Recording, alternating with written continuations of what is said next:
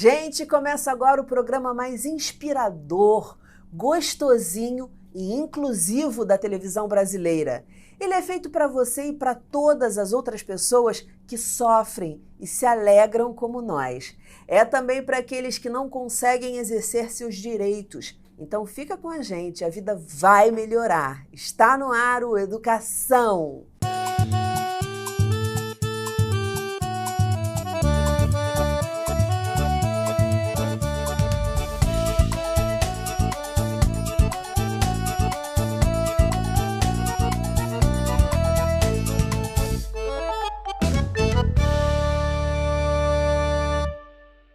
Minha convidada de hoje é a professora de pós-graduação em educação na UFRJ, Celeste Azulay Kelman. Muito bem-vinda, professora, um prazer conversar com você. Obrigada, Daniela, obrigada pelo convite. É um prazer muito grande poder divulgar as questões da educação que tanto me animam. Porque a gente parte do pressuposto aqui, professora, que educação não é somente aquela educação escolar, é uma educação que envolve a sociedade, envolve desde o momento que a pessoa nasce até o momento em que ela morre. A gente está sempre aprendendo, a gente está sempre transmitindo conhecimento, e a educação vem daí. E a gente adora ouvir histórias. Mas como o seu trabalho é super importante, não desmerecendo os outros convidados, não, de forma alguma, mas é um trabalho que realmente precisa ser olhado, precisa ser divulgado na nossa sociedade. Eu vou começar por ele, para a gente poder entender um pouquinho o que você faz, e aí a gente depois vai entender por que você faz. Então vamos lá. Atualmente, o número de pessoas surdas no Brasil passa dos 10 milhões. Como você avalia as medidas de inclusão destas pessoas no trabalho e nas instituições de ensino, de modo geral? Daniela, a questão é complexa, porque quando você fala em 10 milhões, nós dizemos 10 milhões de pessoas que apresentam alguma perda auditiva. Mas destas 10 milhões, apenas 2,7 milhões aproximadamente são surdos. Qual é a diferença entre ser surdo ou ter uma deficiência auditiva? Primeiro, a comunidade surda, ela não tem interesse em ser chamada de deficiência auditiva, porque quando a gente fala Sim. em deficiência, isso sempre implica em uma falta. E eles não consideram que falte nada. O que eles têm é uma diferença linguística. E o problema se Perfeito, perfeita acentua. explicação. Não, estou dizendo perfeita explicação porque eu sempre soube assim disso quando eu comecei a estudar educação e principalmente inclusão em educação, que as pessoas surdas não se consideram deficientes, e agora você falou em linguagem, a sua explicação foi brilhante. A questão da diferença linguística que elas apresentam fica mais grave ainda, porque 95% das crianças que nascem surdas, elas são filhas de pais ouvintes. Então, os pais terminam por não se comunicar com seus filhos, porque o filho não ouve e começam a desenvolver gestos domésticos, como a gente chama, né? Que é uma comunicação familiar entre pais e filhos, pais e irmãos, surdo, enfim, quando essas crianças apresentam esse problema linguístico, elas só vão se dar conta de que existe uma língua própria para elas quando chegam na escola, porque os pais não têm muito o conhecimento de como fazer o seu filho aprender uma língua. E uma língua é Certo. importantíssima para que a criança possa construir conhecimento. Sim. Então, ele só vai entrar em contato com a língua de sinais na fase escolar. Exatamente. E isso deve causar, assim, muita dor, além dessa, vamos dizer assim, desse atraso, não sei nem se a palavra é essa, mas na comunicação, mas também muita dor, porque o ser humano, ele é comunicação. entendeu? Ele tem que se comunicar. E aí essa comunicação sendo assim tão dificultosa e a pouca informação, né, o pouco preparo que a sociedade tem para o contato com essas pessoas, causa muita dor. Eu estou errada? Não está errada, não. Olha só, tem crianças que... a criança surda, quando não ouve nada que está acontecendo, mas vê as bocas se mexendo, ela também acha que se ela mexer a boca, ela vai conseguir se comunicar. Então, a primeira dor é quando ela percebe que o outro não a está entendendo, quando ela faz imitando uma pessoa falante, né? Certo. A segunda dor é que, como ela é no meio de uma comunidade familiar que provavelmente, na maioria dos casos, ela é a única pessoa surda. Existem casos que não, quando tem doença genética, aí tem muitos membros, inclusive alguns filhos, que podem se tornar surdos ou nascer surdos. Mas quando ela é a única e ela não vê ninguém como ela acha que quando ela ficar grande, ela vai morrer. Por quê? Porque ela não conhece ninguém daquele jeito. Então, se ela é assim, como é que ela vai viver se todos os adultos falam e ela não? Né? Então, o medo da morte também. Bom, então Nossa, isso eu não sabia, não tinha a menor ideia, professora. isso é descrito no livro de uma francesa surda, a Danielle Laborie. Ela escreve O Voo da Gaivota. Por quê? Quando ela descobre que existe uma língua, ela se sente livre. E teve uma vez uma menina aqui no Brasil que ela disse assim: eu descobri a minha língua. Ela ficou feliz, ela quis conhecer mais e cada vez mais a língua de sinais, porque era uma maneira dela entrar na comunidade linguística. E isso, infelizmente, nós estávamos falando sobre inclusão, quando ela entra na escola, com 5 anos, 6 anos, é que ela vai começar a lidar com a língua de sinais. Né? E isso, aí sim, a escola pública, ela tem o atendimento educacional especializado que vai facilitar que essa criança seja incluída na classe regular e tenha um atendimento paralelo na sala de recursos multifuncional. Só Perfeito. que nem sempre é assim. Aí a gente pode continuar a conversar sobre as dificuldades da inclusão. Sim. Então, eu queria perguntar, considerando alunos da educação especial no Brasil, mais de 39 mil têm deficiência auditiva e 23 mil surdez e 525 surdo-cegueira. Que medidas de inclusão ainda precisam ser tomadas, na sua opinião, para esses alunos, professora? Bom, uma série de medidas. Primeiro, a presença de um intérprete na sala de aula. Veja que, antes da inclusão, muitas crianças surdas, elas ficavam em escolas especiais. Nos Estados Unidos, inclusive, existiam escolas residenciais. A criança era removida para uma escola residencial e ficava lá de segunda a sexta. Só sexta-feira à noite é que ela ia de volta para a casa da família. Bom, mas aqui, na inclusão, a gente precisa do intérprete. Só que esta profissão só foi regulamentada em 2010, veja só. E, antes disso, não havia intérpretes nas salas de aula. E, mesmo assim, veja só, uma escola consegue contratar um intérprete.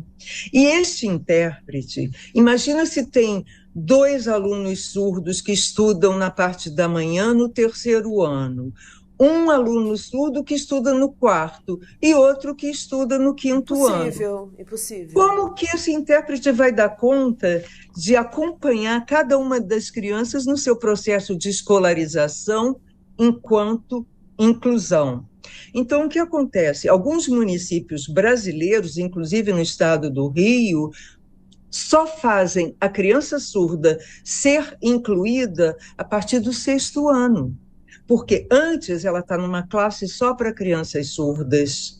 E aí sim, ela aprende com muito mais intensidade a língua de sinais e a língua portuguesa como duas línguas diferentes. Uhum. Porque a Sendo a mistura de língua de uma sinais língua a na outra, primeira, no caso dos surdos, é a primeira. sim, é a primeira. Só que não é assim para todos os surdos. Aí começam as complicações. Quando a gente pensa numa criança surda, você pensa, surda não ouve. Mas quando ela nasceu surda ou ficou surda, ensurdeceu, ela pode ter adquirido linguagem, falado, conhecer o vocabulário compatível com a sua faixa etária, mas ela, quando chega da escola, começa a ensurdecer porque tem uma meningite, tem uma doença, e aí ela já lembra da língua portuguesa, fica mais fácil dela aprender a língua de sinais e entender como uma outra língua.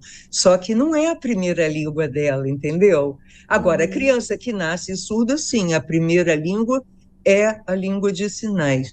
Mesmo assim, se os pais resolvem fazer uma cirurgia de implante coclear na criança, ela começa com atendimento fonoaudiológico maciço, ela vai, talvez ela não aprenda direito a língua de sinais, né? Entendi, entendi. Tem uma E variedade que é uma muito grande. cirurgia que não é para todo mundo, a gente sabe disso. É uma cirurgia cara, tem que ter acompanhamento, enfim. É, É, eu não sei, não vou dizer a maioria, porque eu não sou porta-voz, e nem fiz pesquisa em relação a isso. A minha pesquisa não foi em relação a isso, mas acredito que muitos nem queiram fazer essa cirurgia.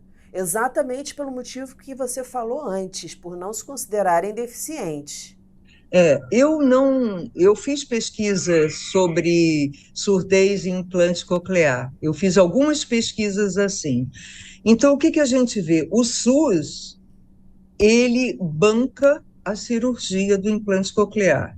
Inclusive, já existe reivindicação para que se possa fazer o implante coclear bilateral, ou seja, você faz de um lado e algum tempo depois faz do outro lado, né?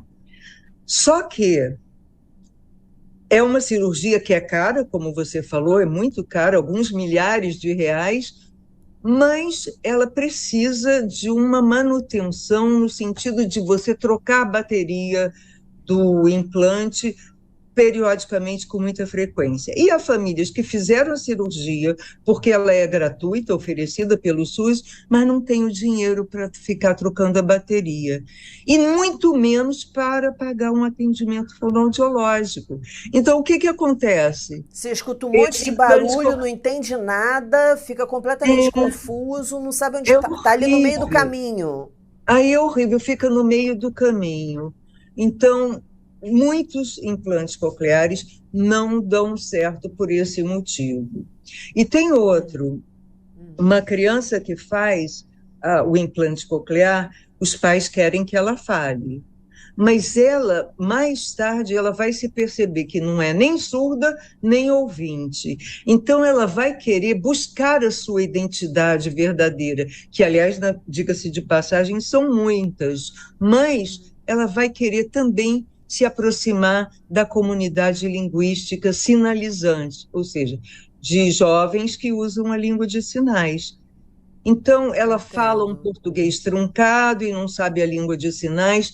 Agora, eu conheço pessoas bilíngues verdadeiramente, porque no início você falou muito bem, a lei diz que a língua de sinais é a primeira língua da pessoa surda e a segunda é a língua portuguesa na modalidade escrita. É isso que está na lei. Mas se nós falarmos sobre inclusão lato sensu, ou seja, inclusão não apenas na escola, mas uma inclusão social que dê à pessoa o direito e acesso ao trabalho, É claro que ela vai conseguir um emprego melhor se ela for bilíngue, no sentido de não apenas usar a língua de sinais, mas também falar português. E eu conheço algumas pessoas assim, só que não são muitas. Exatamente. Então, professor, uma coisa que eu queria colocar vários assuntos, mas eles estão ali super aderidos. Porque tem muita gente que fala, não, as pessoas que têm qualquer tipo, eu não vou falar deficiência, porque os surdos não consideram, então, em respeito a eles e em respeito à sua explicação, que eu achei perfeita, mas, tem qualquer problema, vamos dizer assim, sei lá, bota para o outro lado, bota para o outro lado. Só que eu acho que falta na sociedade um entendimento e um respeito às diferenças, à riqueza que as diferenças podem trazer para a gente. Enfim, e aí a gente encontra, como você mesma falou, pessoas que já foram, né, que estiveram lá, que já aprenderam português, vamos dizer assim, a língua portuguesa, e que vão para a sala de aula. Então, eu queria que você falasse um pouquinho a respeito disso, porque a gente vai falar insistentemente no programa Educação sobre essa resistência que a sociedade tem, até porque, como você mesma falou também, as deficiências elas podem ocorrer, eu sempre bato também nessa tecla, ao longo da vida. Então, uma pessoa idosa, ela pode começar a ter uma deficiência auditiva, eu não diria a maioria, porque também não fiz pesquisa, mas eu diria que muitas com deficiência auditiva, a pessoa pode sofrer um acidente de deficiência auditiva. Então, as pessoas, assim, além da questão do enriquecimento no contato com pessoas diferentes, a gente não pode esquecer que em algum momento a gente pode estar lá. E aí, o que a gente fez enquanto sociedade para se incluir? Porque eu acho que é uma questão de inclusão e educação, quando a gente fala disso, a gente está falando de todas as pessoas. Ninguém aqui está imune a nada. E eu queria os seus comentários a respeito, por favor. Então, vamos começar assim, tipo, de trás para frente, tá? A questão da perda auditiva no idoso é chamada presbiacusia. É natural do envelhecimento. Eu me lembro que eu tive uma aluna que disse que o avô dela não conseguia ouvir o som do celular, um toque, que algum tempo atrás tinha o toque do mosquitinho. Era um barulho de mosquito, o toque do celular. E aquilo, o avô dela conseguia conversar com ela, mas ele não ouvia aquele barulho. E por que ele não ouvia esse tipo de toque? Porque na surdez do idoso, a chamada presbiacusia, o que se perde primeiro são os sons de frequência mais alta, ou seja, os sons mais agudos. E era por esse motivo que ele não entendia aquele som. É do processo evolutivo, entendeu? Sim. Agora, a sociedade começou a ser chamada a atenção para as questões da surdez quando, em 2017, no Enem, na prova caiu uma redação sobre surdez. E aí todo mundo, os alunos não sabiam exatamente, foram pegos de surpresa em relação àquele tema, mas tiveram uma sensibilidade de buscar conhecer mais sobre o tema. E a nossa legislação hoje diz que todo aluno tem direito à educação em qualquer nível de escolarização. Veja, eu tenho uma doutoranda surda. Ela teve que fazer disciplinas obrigatórias. E essas disciplinas não tinham intérprete naquele momento. Hoje, felizmente, na universidade, nós contamos com intérpretes, seja para professor surdo, seja para alunos de graduação ou de pós-graduação surdos. Então, já há uma possibilidade. Mas, na ocasião que ela fez uma certa disciplina, eles precisaram contratar um intérprete. A turma fez uma vaquinha para que o intérprete pudesse estar presente na única aula do curso inteiro da disciplina, quando ela iria apresentar o seu trabalho. Uhum.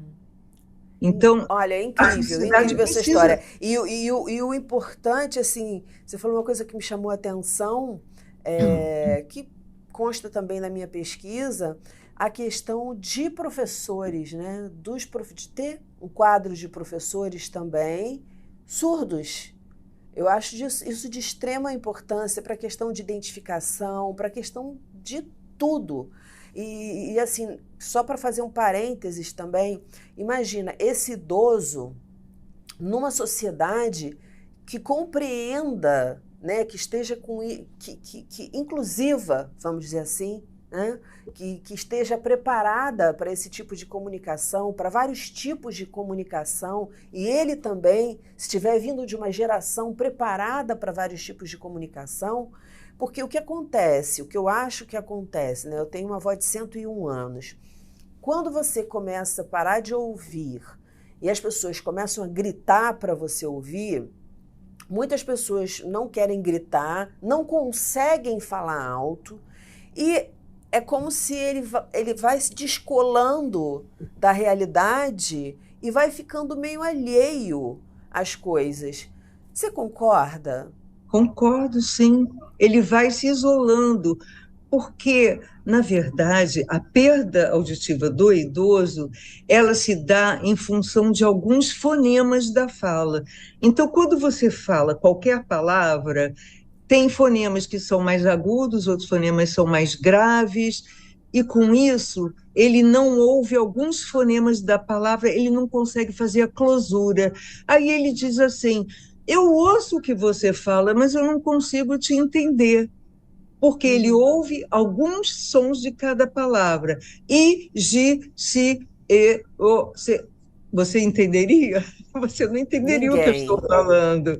Então, realmente, isso é a questão do idoso. Agora, não é só o idoso que vai perdendo a audição, que se exclui. Muitas vezes, o aluno surdo, criança, ele acaba se excluindo porque ele percebe que ele quer se comunicar com os ouvintes, mas nem sempre os ouvintes estão disponíveis para se comunicar com ele. Na minha pesquisa de doutorado, eu vi exatamente o contrário e eu fiquei muito feliz. De uma certa professora, eu fiz pesquisa em várias salas de aula. Na ocasião, eu fiz o meu doutorado na Universidade de Brasília. Então, a pesquisa foi feita lá. Numa sala de aula específica, tinha duas professoras, a professora chamada regente e a professora especializada, que passava o que a professora regente falava para a língua de sinais para os alunos surdos da classe, que eram 5. Mas deixa estar que essa professora namorava um surdo, a professora regente, então ela sabia Libras, língua brasileira de sinais. Daí, muitas vezes, ela dava aula falando e sinalizando ao mesmo tempo, o que, linguisticamente, não é uma língua de sinais pura, mas os alunos surdos entendiam e mais, os alunos ouvintes começaram, alguns deles, a se interessar pela Libras. Resultado, eles estavam se comunicando em Libras com seus colegas. E muitas vezes os colegas surdos, os surdos da sala, eles ficavam tão à vontade que eles levantavam o dedo, perguntavam, sinalizando, e a professora traduzia para a turma o que ele havia perguntado, e assim eles iam aprendendo a língua do outro.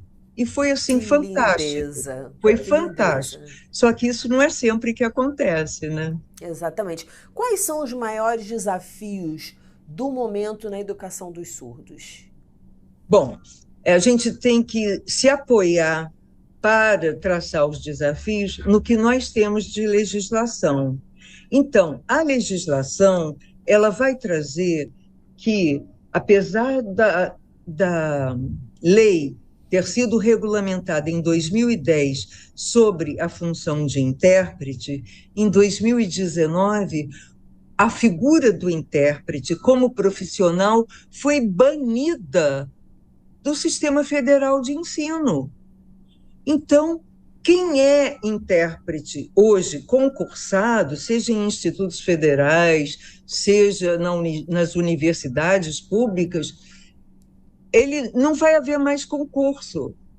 eles são raros. Então, hoje tem um grupo de intérpretes concursados e um grupo de intérpretes contratados que tem que mudar a cada 2 anos para não configurar um conflito trabalhista, entendeu? Dele reivindicar um posto de trabalho que já não existe mais. Então, essa legislação que tira a função de intérprete, ela prejudica a inclusão, a escolarização das pessoas surdas, de alguma maneira, né? Mas, fora isso, nós temos algumas vantagens. Por exemplo, em 2021, a Lei 14.191, ela traz uma alteração na LDB, que foi de 1996, a Lei de Diretrizes e Bases. E aí ela inclui que existe uma educação bilíngue que passa a figurar considerando-se como constituidora das identidades surdas. Veja, isso está na LDB hoje, sim, depois de muita luta da comunidade surda. Então, você tem reconhecimento da língua de sinais. Só que, aplicado a cada município, você vai ver que tem municípios que têm 2 alunos surdos, um no 4º ano, conforme eu falei, outro no 6º ano. Como é que você vai fazer uma escola bilíngue de surdos?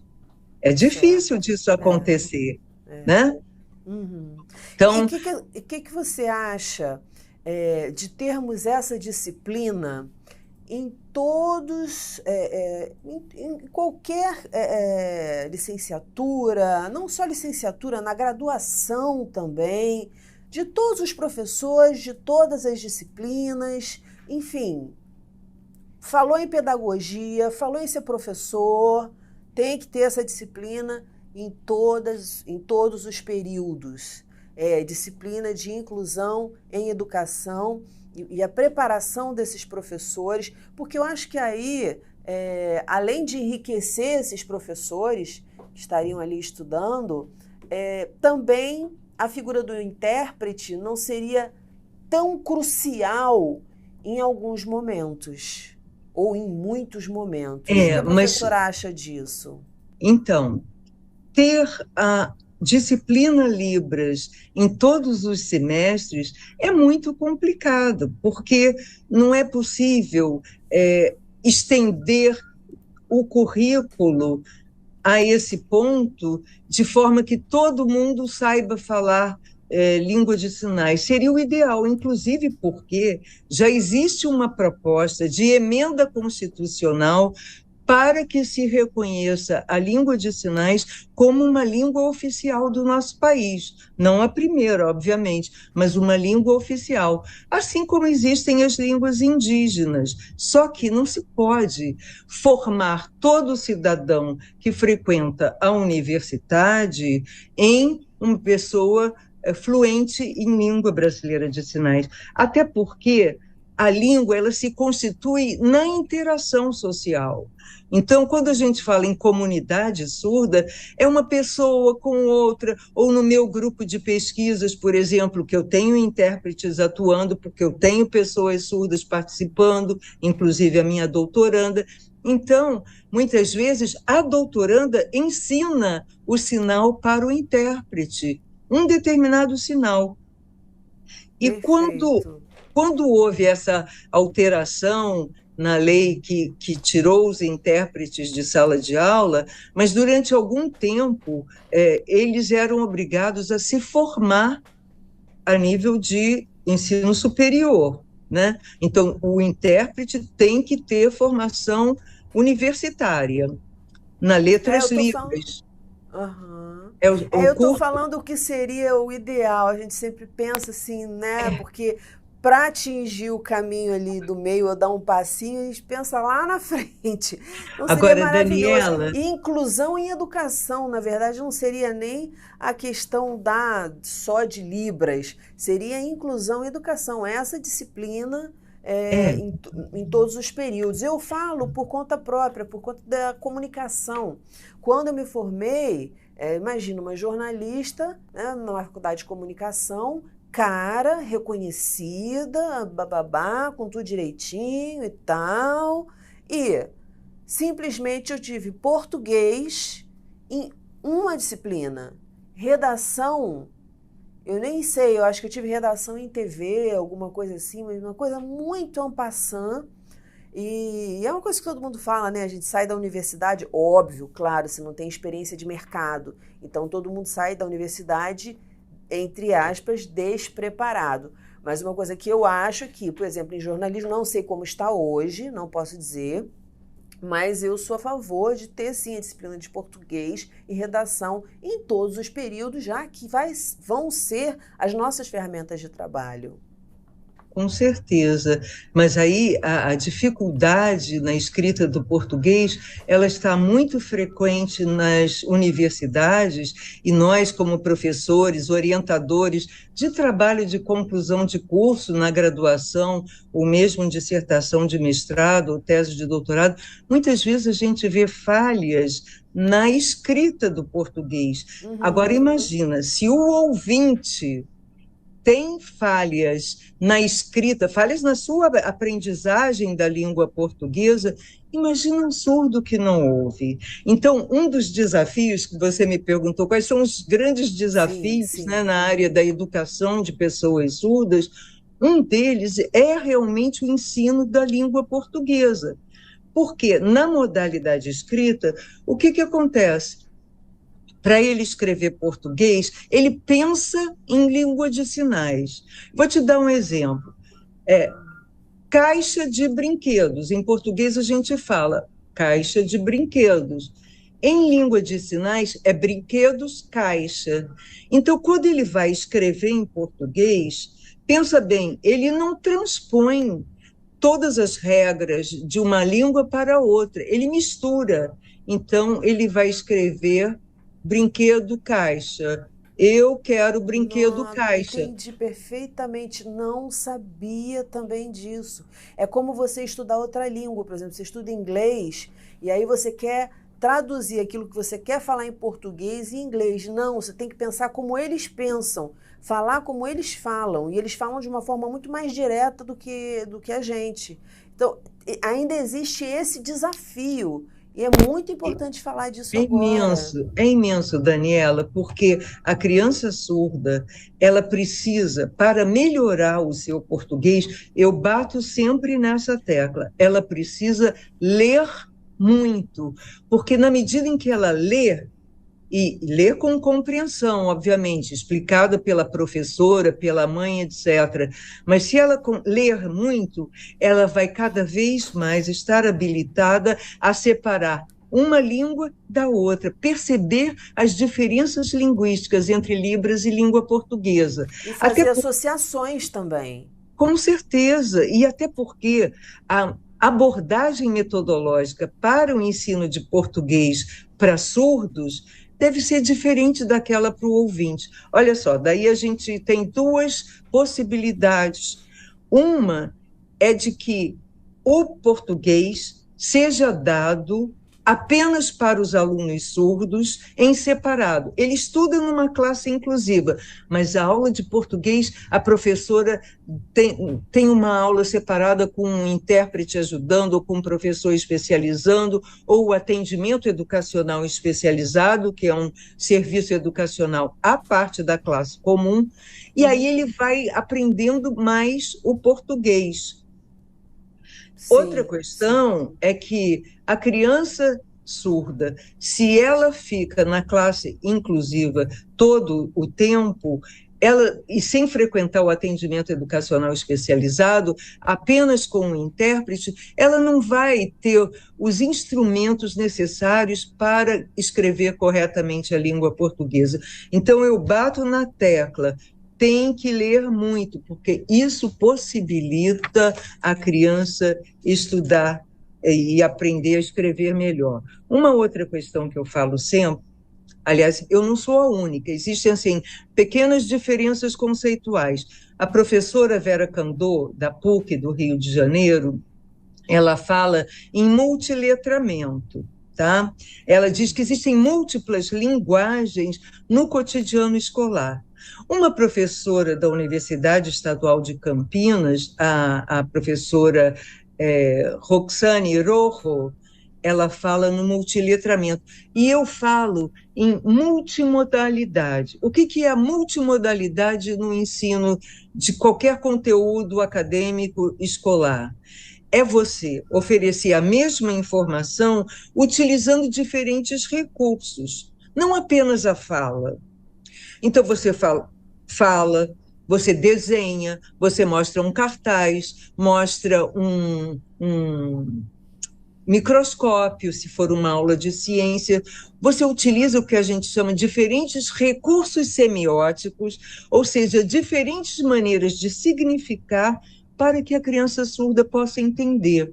O que vai ajudar também as não surdas. Era isso que eu ia dizer, Daniela, porque na minha pesquisa eu entrevistei várias duplas de professoras e elas disseram isso, que quando elas faziam de tudo, essa era a expressão, quando elas faziam de tudo para a criança surda aprender, os meninos ouvintes aprendiam mais e melhor. Então, beneficiava a todos. E é por isso que a gente fala que tem que haver a visualidade no ensino. Não pode ser, como antigamente a gente dizia, uma aula baseada no cuspe e giz. Hoje nem giz existe mais, né? Mas você tem que explicar, transformar o que você fala de forma que a criança possa compreender.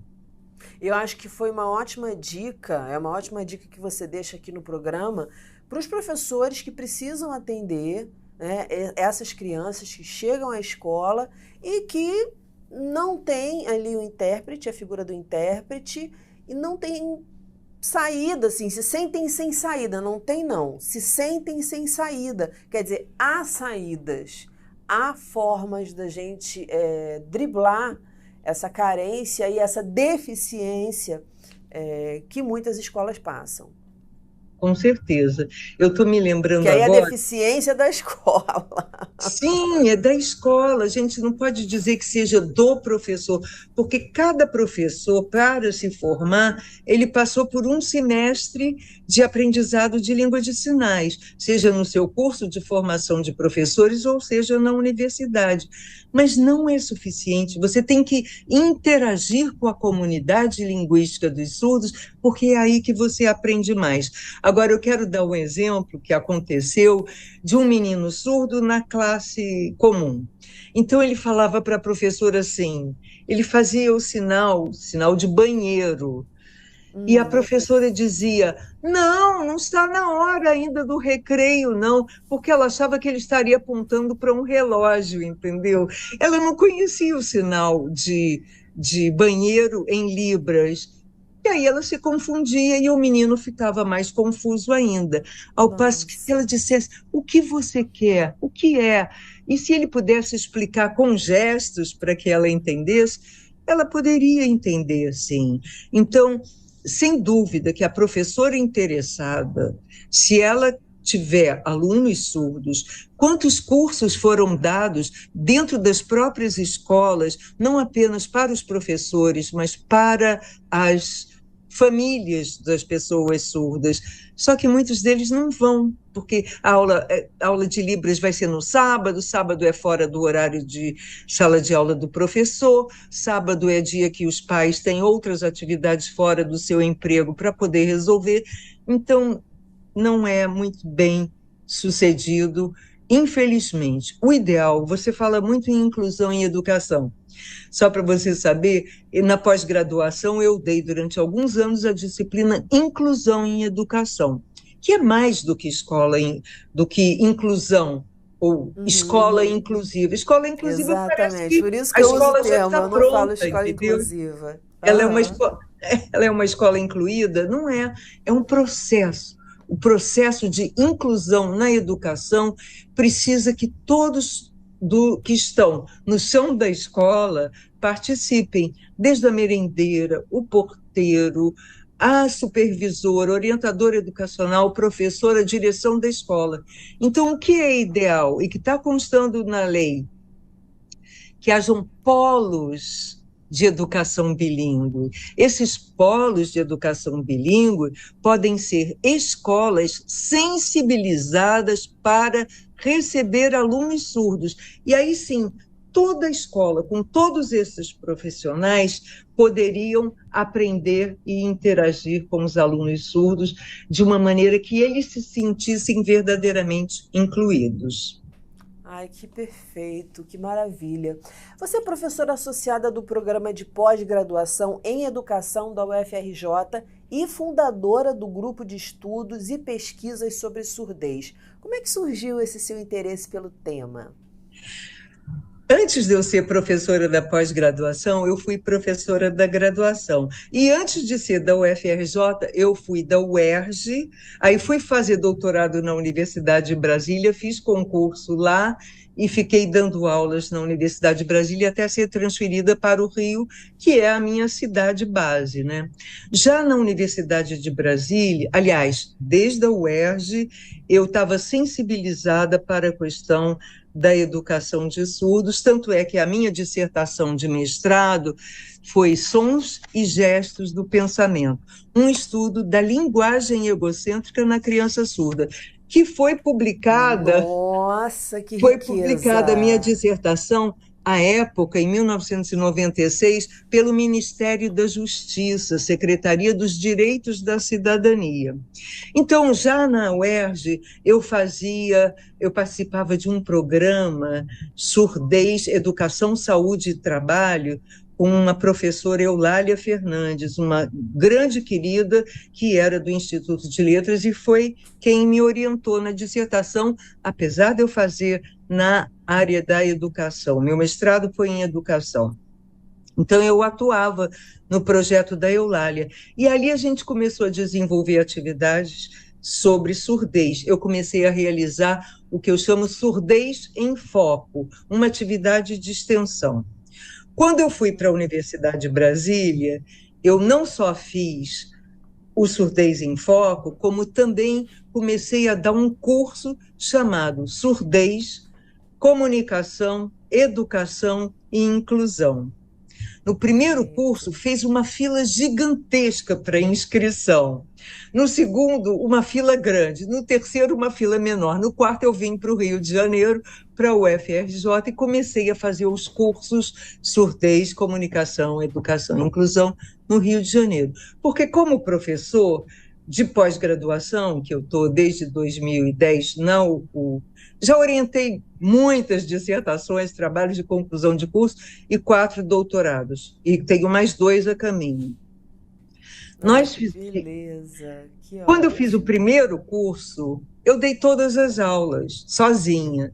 E quando acabaram as aulas, alguns alunos falaram: professora, por favor, vamos fazer um grupo de estudos sobre surdez? Tá bom, nós começamos a estudar surdez sob minha Quer dizer, orientação. foi um pontinho puxando o outro que foi aumentando e virou uma colcha. Virou uma colcha e virou um livro também, porque o livro Surdez, Comunicação, Educação e Inclusão é um livro que eu organizei junto com 2, hoje, doutoras, que foram orientadas por mim. E vários meus mestrandos, orientandos de doutorado escreveram nesse livro, além de parceiros da UFRJ, da área da saúde, como um artigo, um capítulo é sobre implante coclear, da Secretaria de Estado de Educação, uma E é muito parceira importante, também. por exemplo, a publicação de livros, porque quando você publica um livro, ele toma corpo ali e ele se espalha nas livrarias, enfim, em lançamentos, é uma divulgação necessária para a sociedade. Por isso que a educação trata tanto desse assunto, se preocupa tanto com esse assunto, porque a gente precisa entender. E aí a gente bate naquela tecla, eu já falei aqui e falo para as pessoas que me conhecem, o clichê ele existe por algum motivo, ou seja, o negócio é tão certo, muitas vezes, não vou dizer em todas as vezes, que... E a gente fala sempre, gente, pelo amor de Deus, olha as diferenças, gente, a gente só ganha acolhendo as diferenças. E aí é a informação que traz essa realidade para a gente, e é esse também o mote do programa Educação. Mas a gente começou, né, do final para o início. Claro que começou num ponto que foi se formando outro, e virou uma colcha com livros para as pessoas pesquisarem, enfim, com uma série de publicações extremamente importantes, de pesquisas feitas, não é achismo, não é eu acho, é pesquisa científica. Como é que foi isso? Você faz alguma relação da sua infância, de algo que você viu na escola, ou de uma figura dentro da sua família que te dizia algumas coisas ou que te dava alguns exemplos, para você hoje fazer essa conexão? Porque às vezes o chamado vem e você não vai. Então, assim, poderia ter surgido esse pequeno ponto e você dar as costas para ele, dizer, não, não é isso que eu quero estudar. Foi uma escolha sua. E eu queria entender um pouco essa escolha, porque a gente sempre aqui estuda, vê a história da pessoa, como que as pessoas se inspiram a chegar lá. Você hoje é uma pesquisadora de referência, e você não nasceu uma pesquisadora de referência. Qual foi a aderência disso aí na tua história? Você consegue enxergar? Eu consigo, sim. Eu percebo que começa no seio familiar, né? O meu pai, que também foi professor da UFRJ, professor emérito, inclusive, um grande dermatologista brasileiro, ele foi presidente da Academia Nacional de Medicina. O meu pai, ele nos ensinou a ter respeito a qualquer pessoa, independente da classe social, independente do que ela tinha de dinheiro, não é por aí que a gente encontra os valores nas pessoas, e respeitar a todos. Eu aprendi isso, em primeiro lugar, com ele. Quando eu fui fazer psicologia, eu já era professora, eu tinha feito o normal, como você falou no início do programa, hoje curso de formação de professores, e de lá eu já fui me sensibilizando para a questão das deficiências. No meu curso de psicologia, eu primeiro fui auxiliar psiquiátrica.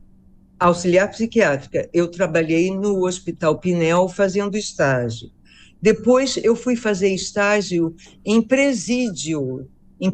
Eu fazia um programa como psicólogo dentro do presídio, mas lidando com uma outra população excluída. Veja, pacientes psiquiátricos totalmente excluídos, eles ficavam no Pinel. Segundo, nas presídios. E o terceiro foi quando eu abracei a questão da minoria, que são as pessoas com deficiência lato sensu. Por quê? Eu comecei a trabalhar no Instituto Helena Antipov. Eu era professora do município do Rio de Janeiro e depois de alguns anos dando aula, como qualquer outra professora, porque eu tinha a base da psicologia, eu comecei a me sensibilizar e busquei o Instituto Helena Antipov. E lá eu fui professora do que hoje se chama Sala de Recursos Multifuncional, depois fui supervisora até chegar assistente da direção. E foi nessa condição que eu fui fazer o mestrado para buscar mais conhecimento, fiz meu mestrado em educação na UERJ, e depois me mudei para Brasília e fui fazer o doutorado lá. Mas sabe uma coisa que você falou, super importante e marcante, acho que foi marcante isso na sua educação, seu pai, né, falando sobre o respeito ao outro. E quando o outro é excluído, ele está sendo desrespeitado na sua humanidade. Eu acho que a tua trajetória mostra isso, mostra uma luta, um interesse pelo respeito às pessoas. E você deixa uma grande lição aqui para gente, que é essa, que é onde quer que você esteja, o que quer que você escolha fazer, respeito às pessoas. Isso volta de uma forma muito gostosa, não é, professora? Com certeza. Eu tenho essa característica e eu acho importante a gente valorizar todos. E todos temos defeitos, dificuldades de letramento quando chega ao mestrado, ou dificuldades de comunicação quando não quer falar em grupo. Eu tive alunos com transtorno do espectro autista. Então, eu sabia que se eu fosse avaliar aquele aluno sozinho todo o tempo, ele não, nunca que ele passaria de semestre, entendeu? Então, o que que a gente procura? Eu procuro fazer muitas avaliações para cada aluno, eram 4 avaliações, eu fazia 2 provas e mais. As provas eram em dupla. Tinham pessoas que diziam, mas assim você não testa o conhecimento do seu aluno? Eu digo, testo sim, porque eu vejo a prova como também um momento de aprendizado, Com certeza. onde um aluno aprende com o outro, na discussão sobre como eles vão escrever, dar aquela resposta à pergunta que eu fiz, ali eles também estão aprendendo um com o outro. E quando os alunos percebiam, então vamos fazer o seguinte, você estuda as aulas número ímpar e eu estudo as aulas de número par e chegava na hora, uma questão relativa à questão par, o rapaz que tinha estudado par não sabia a resposta, o outro se ferrava. Então, também a cooperação é um valor Não tem, humanitário com fundamental. certeza. Com certeza. Professora, muitíssimo obrigada. A gente já encerrou o nosso tempo, infelizmente. Eu queria ficar conversando mais, sabendo mais. Aprendi muito aqui te ouvindo, então só tenho a agradecer. E eu agradeço, Daniela, pela oportunidade de divulgar a questão da educação de surdos e auxiliar professores que possam, eventualmente, ter visto e aplicar o que a gente conversou aqui do seu programa em sala de aula. E aí, quem sabe, melhorar a educação de surdos. Com certeza. A gente tem que pensar assim: a gente olha lá para frente, mas é de passinho em passinho que a gente chega lá. Com certeza, é isso Obrigada, aí. professora. Me Eu aguarde um que agradeço. minutinho. Peço para a senhora me aguardar um minutinho, que eu vou me despedir do meu público e já volto. Tá bom? Ok. E para você que ficou com a gente até agora, aquele abraço bem quentinho e energias renovadoras em todos os momentos da sua vida. Na segunda que vem tem mais, às 9 horas da noite, aqui na TV Alerj, canais 12 da NET e 10.2 em sinal aberto. Educação, se você não se envolver, não cola. Saúde, saúde e até lá!